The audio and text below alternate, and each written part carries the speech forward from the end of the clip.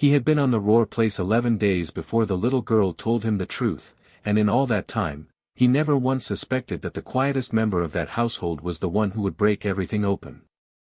11 days of fence work and cattle drives, of watching a widow named Sarah bring water to the fence line at noon, sleeves down to her wrists even in the warmest hours, answering every question with the same careful, practiced politeness. 11 days of nodding at a 3-year-old girl named Nell, who watched him from behind her mother's skirts and never said a single word back. He had stopped thinking about any of it as anything more than the ordinary texture of a working ranch. Then came the 11th evening, with the light going orange over the ridge and the gunslinger saddling up to make the same half-mile ride to the bunkhouse he had made every night before. That was when he felt the small tug at the edge of his poncho. He turned and found Nell standing there alone, her fist closed around the wool, her other hand cupped around her mouth the way children do when they mean to share a secret. He knelt down into the dirt so she could reach his ear, and she leaned in close and whispered 11 words that would not let him go. "He hurts Mommy when you leave." Then she released his poncho, turned, and walked back to the house as if she had said nothing at all, the door closing behind her with a soft, ordinary click. And the gunslinger stayed exactly where he was, one hand still resting on the saddle horn, doing arithmetic he did not want to do. 11 nights. 11 evenings he had ridden away from that house at dusk without once looking back, certain the day's work was finished and there was nothing left to watch for. 11 nights he had left a woman and a child alone with a man he had shared coffee and small talk with every single morning. He did not ride to the bunkhouse that night. Instead, he rode out past the ridge until the house disappeared from view, then swung wide through the cottonwoods along the creek and doubled back on foot, settling into the dark at the tree lean where he could watch the lit windows without being seen. What he witnessed over the next 2 hours was not violence in any form a sheriff could write down. It was a woman moving through a lit kitchen at an hour when the work should long have been finished, and a man sitting in a chair by the window, doing nothing at all except watching her do it. Once, she stopped, both hands flat on the table, and he said something too quiet to carry across the yard, and she picked the cloth back up and kept moving. That was the whole of it, and it told him more than a scream ever could have. If a house has ever felt wrong to you before a single word was spoken inside it, tell me about it in the comments below. And if you believe the quiet ones in this world deserve someone who finally notices, make sure you're subscribed, because this story is only just beginning. The truth about that ranch did not arrive all at once. It arrived the way most truths do, in pieces, left behind by people too careful or too frightened to say anything directly. And it was the gunslinger's own hands, working fence and barn chores he had walked past a dozen times without truly seeing, that found the first 2 pieces waiting for him. The morning after his night at the tree lean, Amos Ror met him at the corral with coffee he never offered to share and talk of weather and beef prices, and then, unprompted, talk of his dead brother.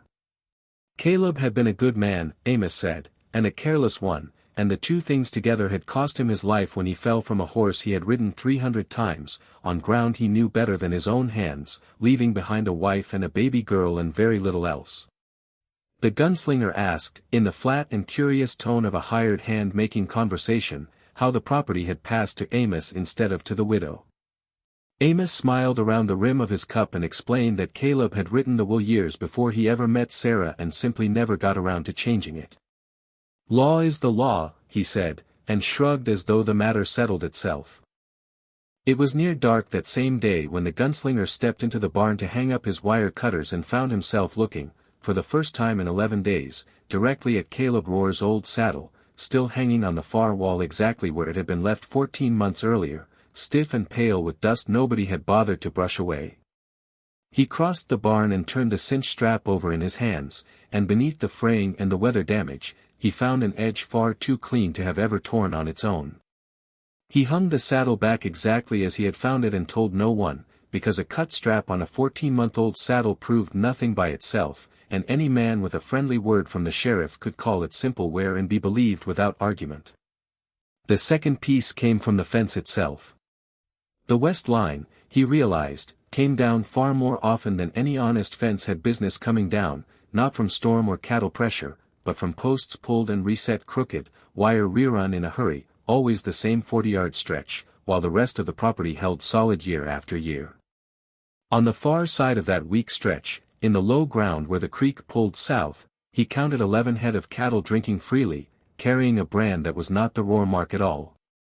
Water in that country was worth more than grass and considerably more than beef, and somebody was profiting from that arrangement, and it certainly was not the widow inside that house. Every quiet thing he found was a thread, and threads, pulled patiently enough, eventually unravel a man's whole disguise. If you've ever noticed the small details nobody else thought to question, you already understand exactly what kind of man was watching that ranch. It was the child who finally broke the whole thing open, and she did it without ever knowing what she had done. Nell was under the kitchen table with a wooden horse the afternoon it happened, and she said, in the offhand way of a 3-year-old repeating something she had said many times before, that Uncle Amos had come back by himself that morning. Sarah, standing at the wash basin, corrected her gently, the way a person corrects a story they have heard too many times to count. "No, sweetheart," she said. "Uncle Amos came with the men who brought the news about Daddy." But Nell shook her head and insisted. "No, he didn't. He came back first, all alone, and went into the barn a long time. Then he went away again. Then the men came." Sarah's hands went still in the water. She repeated the same explanation she had apparently given a dozen times over 14 months, that Nell had been very small when it happened and small children mix things up, and that it was all right. The gunslinger, standing in the doorway with a coil of wire over his shoulder, asked one question in a voice he kept as light as he could manage.